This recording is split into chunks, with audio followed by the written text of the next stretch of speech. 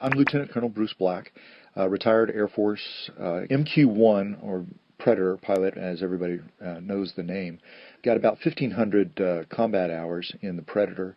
Currently acting as a consultant in the UAS, the unmanned aerial system industry.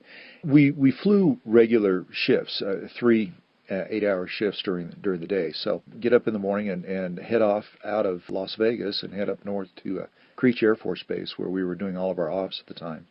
Just stop by, grab a Starbucks, and hit the road. And it was a 45-mile drive up there for me from where my house was in Vegas.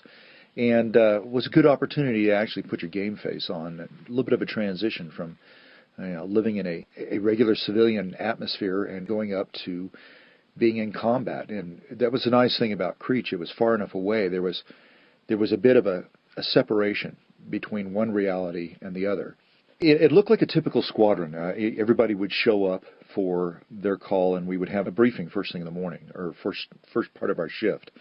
What was unusual about our particular mission is that when you got into a box, is what we called them, the GCS, the ground control station, when you stepped into one of those, you were flying an airplane that was already flying. You were taking on that mission and continuing what was going on. One particular mission was a brand new mission that we were doing, had some political sensitivities to it. And as we were transiting up to go to that mission, on the computer screen where we communicate with each other, and 90% of our communications are done over the internet, I got a whisper from somebody. Don't know who it was, but I'm sure it was an authorized whisper. He said, "Don't screw up, the president's watching." And pucker factor went up a little bit on that one. Once that message came through, obviously you sit up a little straighter in the chair, make sure everything's put in a little bit better, make sure everything's exactly the way you want it to do. I don't know if the president was watching or not, but you want to make sure you're doing it right and you make sure your professionalism was top notch at that point. When you're sitting in the box flying these things, you lose sense of the fact that you are sitting in Nevada. You get so into what's going on. You're talking, most of the time we're talking on the computer. One particular mission that I was on, the convoy that I was with had been ambushed and everything had gone down except for a handheld radio that they had. As he's keying the radio and talking to me on the radio, I could hear the bullets whizzing over his head. And you completely lose track of the fact that you are sitting in a Connex box, sitting in Las Vegas. All of a sudden, you're in the middle. You're pitch in the middle of this battle.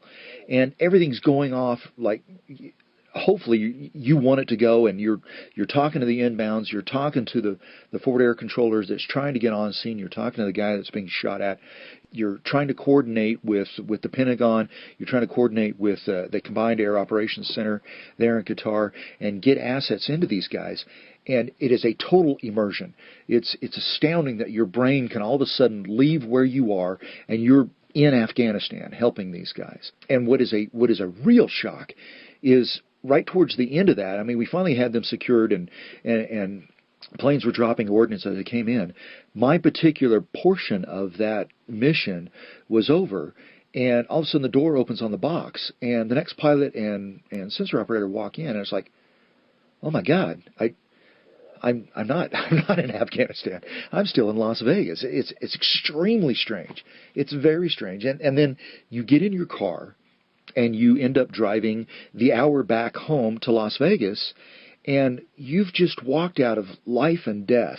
Every decision you made was either somebody living, saving somebody, or somebody dying. And you walk into your house, and you're trying to figure out whether your daughter's going to wear a blue tutu or a pink tutu. And the disconnection is astounding. It's amazing.